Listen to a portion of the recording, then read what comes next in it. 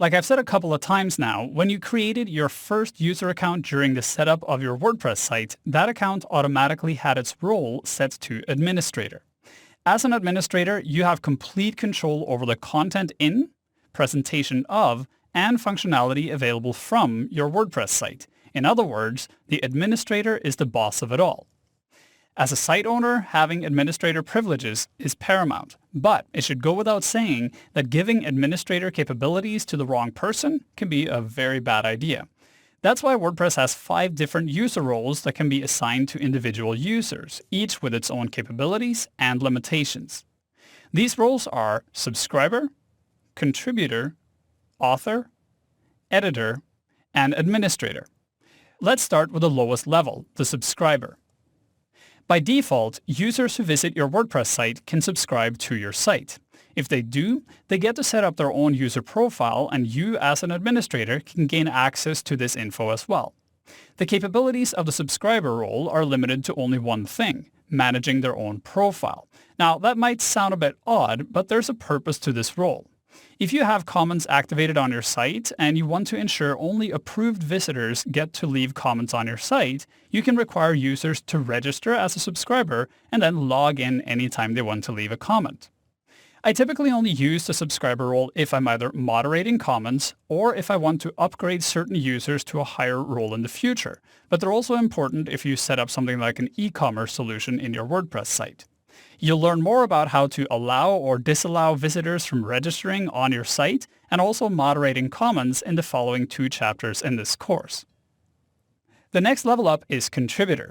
Like the name suggests, the contributor has the capability of contributing content to your site by writing posts. That said, the only capabilities the contributor has are creating, editing, and deleting their own unpublished posts. They can't upload media items, publish posts, or even edit or delete a post once it's been published. When logged in as a contributor, the Publish panel in the post editor shows a Submit for Review button rather than the Publish button. The author has the capabilities of the contributor and adds to that the capability to publish, edit, and delete their own published posts, as well as uploading media elements. The editor has the capabilities of the author and adds to that the capabilities to create, edit, and delete pages and private pages, publish, edit, and delete posts from other users, and also moderate comments and manage categories. Finally, we've already covered the administrator role, which has full control over the entire site. One important note here is that the administrator has the power to add, edit, and delete users and also change their user roles. So, how and when do you use these different roles? Well, here are some ideas. First off, I recommend having 2 accounts for yourself. Your site administrator account for site administration, and also your regular editor account for day-to-day content work. That way, if you're just doing regular content management stuff, creating, editing, publishing, and deleting content, or moderating comments, you don't need to log in with full administrator privileges. This is also a simple security step because if someone manages to hack your author account, they can't really do much damage and can't change the behavior of your site or your user accounts. This is especially important if you log into your site when on unsecured wireless networks in coffee shops or airports or similar. If you work on a team and have multiple people creating content, I would give them the author role to allow them to manage their own content without interfering with others.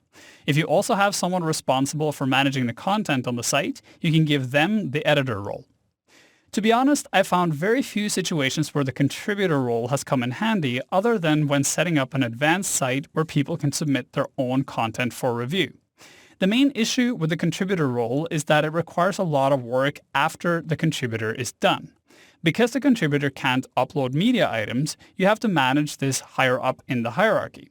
That said, in certain circumstances, like a situation where you're testing out a new contributor, this role can be very useful.